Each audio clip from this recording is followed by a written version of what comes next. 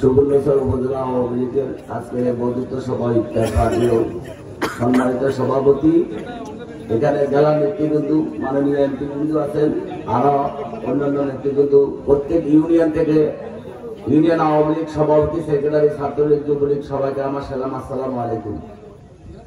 এখানে আপনারা যারা আমরা আছি, এখানে সুবর্ণচরে সবাই তো আমরা সুবর্ণচরে, এখানে আমি আজকে আপনাদের কাছে একটা কথা বলুন।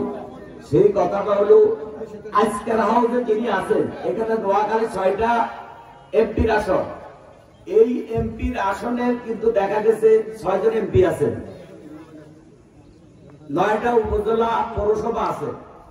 এই আমাদের তৃণমূল সুবর্ণচরের গ্রাম অঞ্চলের একজন ব্যক্তি এই সভার প্রধান, ঠিক আছে। এই তৃণমূল অঞ্চলের একজন ব্যক্তি হলো কি জেলা আওয়ামী লীগের সভাপতি। আজকে আমরা যারা সুবর্ণচরের লোক আছি, আমরা সদর, আমরা বাইজি শহরে যাই, এই খায়রুল আলম সেলিম ছাড়া আমাদের কোনো ঠিকানা আছে নাকি?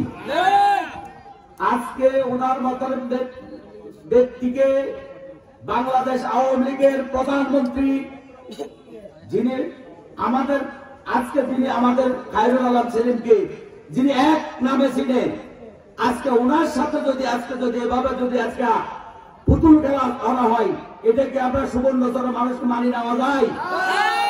আমি আপনাদেরকে একটা কথা বলুন, আপনারা যেভাবে বলেন, এখন আমি জেলা নেতৃবৃন্দের উদ্দেশ্যে একটা কথা বলি। সুবর্ণচর উপজেলায় জনাব খায়রুল আলম সেলিমের বর্তমান অবস্থান 80% আছে, কিন্তু ওনারা বিভিন্ন ভাবে মানুষকে হুমকি ধুমকি দেওয়ার যে এটা কখন উন্নতি চলে যাবো, এটা একটা হাইতেন না। আপনারা যারা জেলা আওয়ামী লীগ আছেন, আপনারা যারা নেতৃবৃন্দ আছেন, আপনাদের কাছে অনুরোধ, আপনারা উপর থেকে প্রশাসনিক ভাবে শক্ত অবস্থান করে আনেন।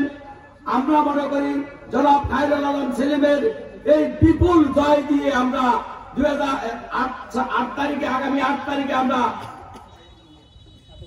8 মে আমরা জয় যুক্ত করে আমরা এখান থেকে বিদায় নেব, এই বলে আমার সংক্ষিপ্ত বক্তব্য এখানে শেষ করছি।